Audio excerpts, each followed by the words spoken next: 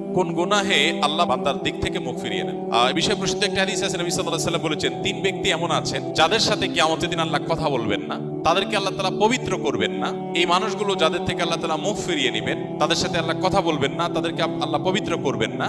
সেই মানুষগুলোর মধ্যে একজন হলেন ওই পুরুষ, যে পুরুষ টাকনুর নিচে পোশাক পরে। পোশাক পরে বলতে যে পোশাক উপরের দিক থেকে যায় সেটা টাকনুর নিচে পরে, প্যান্ট, পাজামা, চাদর, লুঙ্গি, জুব্বা, জামা, এগুলো। মোজা যেটা থাকেই নিচে, নিচ দিক থেকে পরা হয়, ওইটার কথা ভিন্ন। তো এই যে মুসবিল যে ব্যক্তি টাকনুর নিচে প্যান্ট, পাজামা, লুঙ্গি ইত্যাদি পরে, এই ব্যক্তি তার সাথে আল্লাহ কিয়ামতের দিন কথাও বলবেন না এবং তার দিকে আল্লাহ তাকাবেনও না, তাকে আল্লাহ পবিত্রও করবেন না।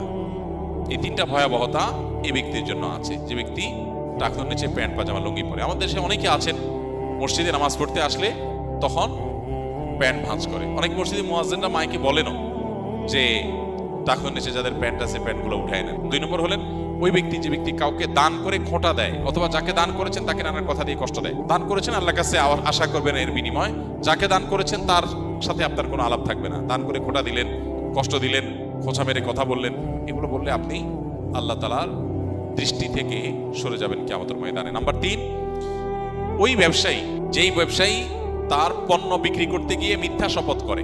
এখন তো ঘরে ঘরে ভাই আল্লাহর কিরা, এটা কিনা পড়ছে এত, ভাই কিনতেও পারে না এত টাকা দিয়া, এটা মিথ্যা কথা। তো এই ব্যবসায়ী যে তার পণ্য বিক্রি করার প্রয়োজনে মিথ্যা শপথ করে ক্রেতাদের সাথে, কাস্টমারের সাথে, তার দিকে আল্লাহ তাকাবেন না, তাকে পবিত্র করবেন না এবং কিয়ামতের দিন আল্লাহ রাব্বুল আলামিন তার সাথে কথাও বলবেন না। আল্লাহ আমাদেরকে এই সমস্ত বদগুণ, খারাপ গুণ